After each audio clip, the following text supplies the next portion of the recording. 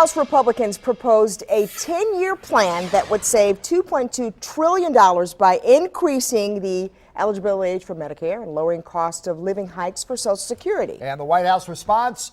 No. The two sides remain at odds over how to avoid falling off the fiscal cliff. If the nation falls, what does that mean for you? Roosevelt Leftwich took a leap for himself to explain this. Okay, Rosie, we're watching. Break it all down for us. Well, first, how did we get here in the first place, guys? Well, Congress created these deep cuts and tax increases last year and made them so draconian that it would have forced them to reach a compromise this year. With less than a month to go to do nothing, well, nothing has happened. And if nothing stays nothing, you're going to lose a lot of something, cash and services.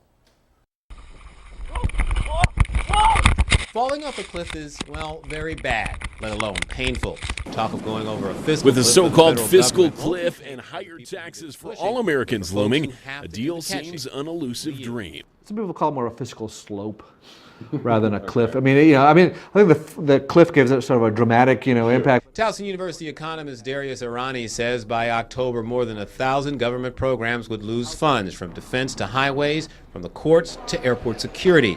Arani says many fear that deep cuts to government spending now could deepen the recession, let alone increase your wait at the airport. It would also take money out of your pocket, eventually.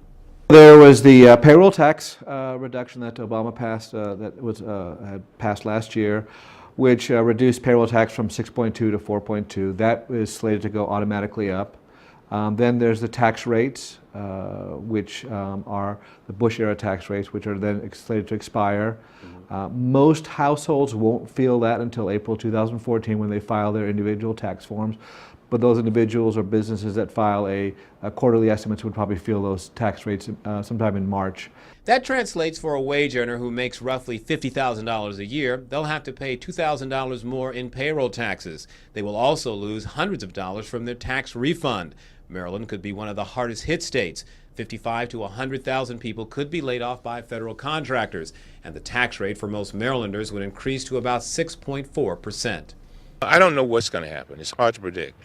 But I've got a feeling that we're going to go all the way down to probably about 3 or 4 days before Christmas. Speaking at Coppin University today, Congressman Elijah Cummings says Congress has a lot of work to do, and they're still squabbling over what exactly should happen here. He says his big concern is that by falling over this cliff, or sliding down this slope, Maryland, which went through the recession better than most states, could be one of the biggest losers. We are a state that gets a net of $17 billion a year from the federal government with regard to contracts, mainly defense contracts. And so that's major for us. And so now, if Congress fails to act, Arani and many others feel that it will make people despise Congress more than they already do. Public opinion polls show that most Americans feel that Congress isn't functioning at all. And if people feel the impact from falling off that cliff, and is forcing the public to pay more attention to the process. And that might not be such a bad thing after all. Roosevelt Leftwich, ABC 2 News. All right. Thank you, Rosie. I think.